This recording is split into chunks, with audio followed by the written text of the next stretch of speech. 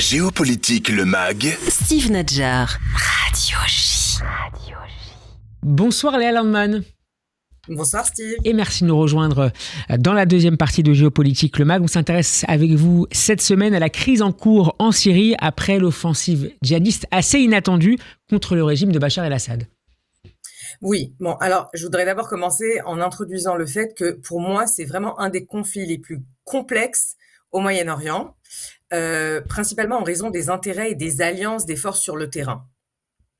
Depuis 2015 et l'entrée en guerre aux côtés de Bachar el-Assad de la Russie et sa force de frappe donc, mais surtout depuis 2020, la guerre en Syrie se déroule en fait à intensité réduite. Pour maintenir ce statu quo, la Russie, l'Iran et le Hezbollah protègent le régime d'Assad.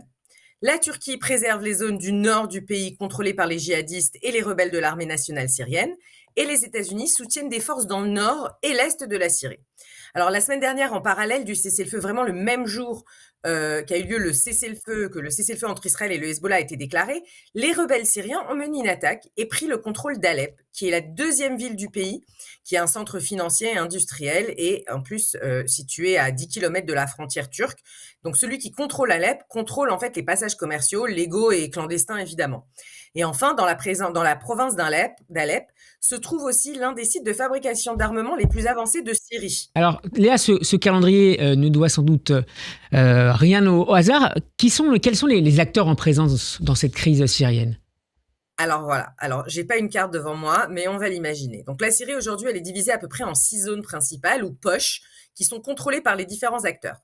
Le premier, c'est le centre et donc la majorité du territoire qui est contrôlé par Assad, avec le soutien de la Russie et de l'Iran. Ce soutien inclut des renforts de milices pro-chiites comme le Hezbollah, mais aussi de milices chiites venues d'Irak pour renforcer les forces d'Assad. On a vu quelques vidéos ces derniers jours de forces irakiennes, de forces pro-chiites qui sont déjà passées en Syrie et d'autres qui attendent le feu vert.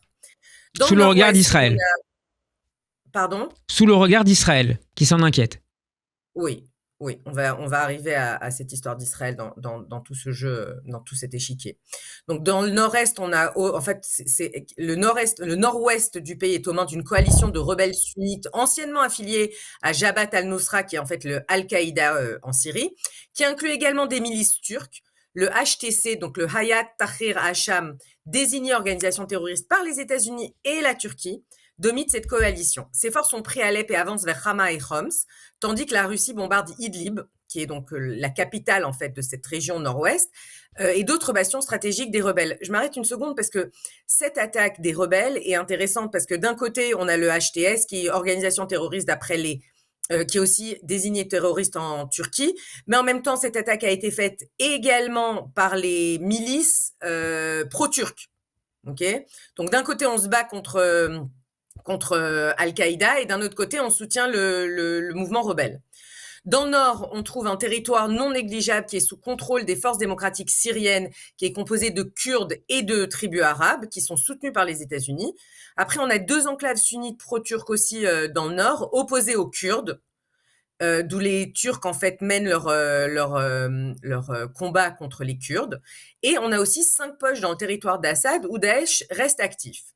Puis, on a une petite poche de rebelles dans le sud qui est aussi soutenue par la Jordanie et les États-Unis. On a donc d'un côté une alliance Syrie-Iran-Russie et de l'autre des rebelles divisés, HTS, ex-Al-Qaïda, milices turques, forces démocratiques syriennes qui sont les Kurdes et Daesh. Parfois, les Kurdes affrontent Assad, mais aussi Daesh et les djihadistes du HTS. Ce que vous nous Dans dites... d'autres cas, je vous en prie, Léa. je dis que dans d'autres cas, on voit des combats entre Kurdes et les clans arabes qui sont dans le même camp à la base. Ce que vous nous expliquez finalement, Léa, ce soir, c'est que la Syrie est redevenue une chambre d'écho des intérêts régionaux au Moyen-Orient. Exactement. En fait, ce qui était incroyable depuis le début, depuis pratiquement 2011, c'est que les intérêts régionaux se sont retrouvés en Syrie, avec tous les grands acteurs régionaux. Donc c'était vraiment la chambre d'écho de ce qui se passait au Moyen-Orient. Chaque groupe de rebelles est soutenu par d'autres puissances, ayant parfois des intérêts distincts en dehors de la Russie. Donc, en dehors de la Syrie, pardon. Donc, par exemple, la Russie a déplacé des navires de guerre depuis Tartus, c'est son port en Syrie. Alors, est-ce que c'est pour faire un exercice naval qui était déjà prévu ? Est-ce que c'est pour contrer les rebelles et les empêcher de détruire les navires ? C'est son seul accès à la Méditerranée. Oui. Ou est-ce que c'est encore pour approvisionner l'armée d'Assad ? Ça, c'est vraiment à suivre. On ne sait pas où ont disparu ces navires de guerre. L'Iran continue d'envoyer des milices pro-chiites pour renforcer Assad. La Turquie, qui soutient les rebelles, tente de se réconcilier avec Assad depuis des mois. La Turquie cherche à négocier le retour des réfugiés syriens présents sur son sol, accusés de créer des tensions sociales. Maintenant, face au refus d'Assad, il est tout à fait possible que la Turquie, en fait, ait donné son OK pour l'attaque sur Alep. Une stratégie de pression pour forcer les discussions, en fait. Et on a les États-Unis qui ont récemment attaqué une cargaison d'armes dans la région de Deir ez-Zor dans le nord, qui est sous contrôle kurde, mais avec des poches de milices pro-iraniennes. Mais dans l'ensemble, pour l'instant, on dirait que les États-Unis ne veulent pas se mêler de ce conflit. La question Alors, que tout le monde se pose, Léa, j'y venais, c'est pourquoi ça explose maintenant ? Alors, pardon, je vous ai anticipé, mais en fait, les rebelles attendaient leur heure. Ils s'entraînaient depuis quelques années en vue d'une opportunité. C'est pas qu'il y avait rien du tout en Syrie depuis 2 ans, 3 ans, depuis depuis 2020, disons. Mais c'était vraiment intensité réduite. Donc, pendant ce temps-là, les principaux acteurs en Syrie étaient occupés ailleurs. La Russie en Ukraine, l'Iran concentré sur les affrontements avec Israël et l'échec de ses proxys majeurs, le Hezbollah affaibli moralement et militairement prévoyait de redéployer ses combattants envoyés en Liban.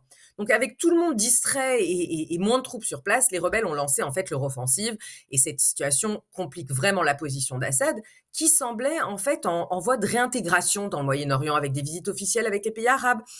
Elle est à double tranchant pour Israël. Donc d'un côté, il sera plus facile d'empêcher le transport d'armes iraniennes vers le Hezbollah, mais d'un autre côté, Al-Qaïda pourrait s'installer à sa frontière. Fait notable, des rebelles syriens interviewés par des chaînes israéliennes ont tous tenu un discours commun, il ne faut pas laisser l'Iran s'implanter en Syrie.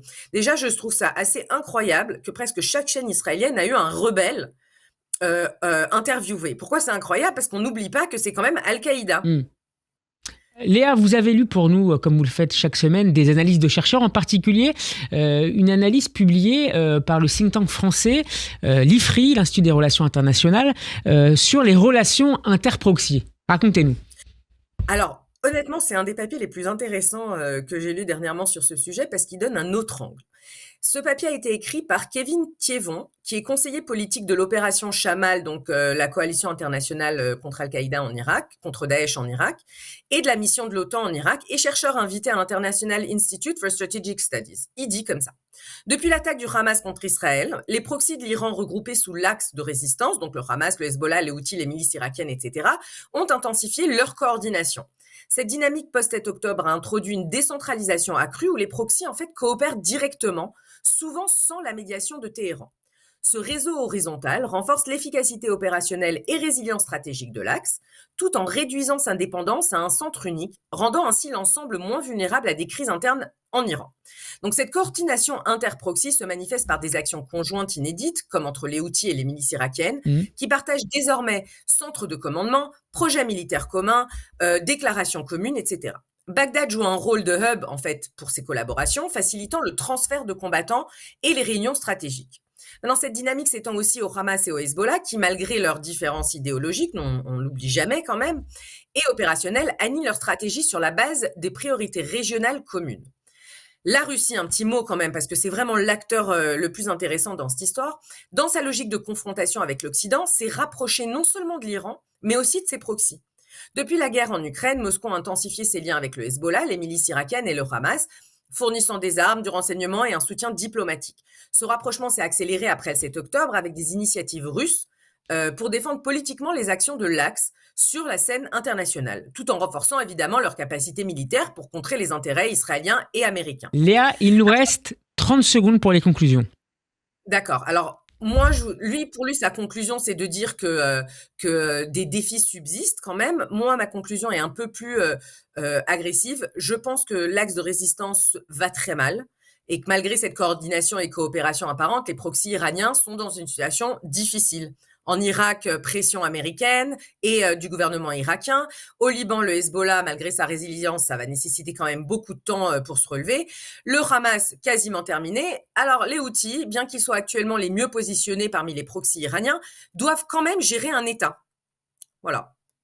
Merci beaucoup, Léa Landman, d'avoir été avec nous comme chaque semaine dans Géopolitique le Mag. On peut vous réécouter sur YouTube, d'une part, sur notre site par ailleurs, et bien sûr sur tous les réseaux sociaux, notamment sur LinkedIn. À la semaine prochaine. Merci Steve. À la semaine prochaine.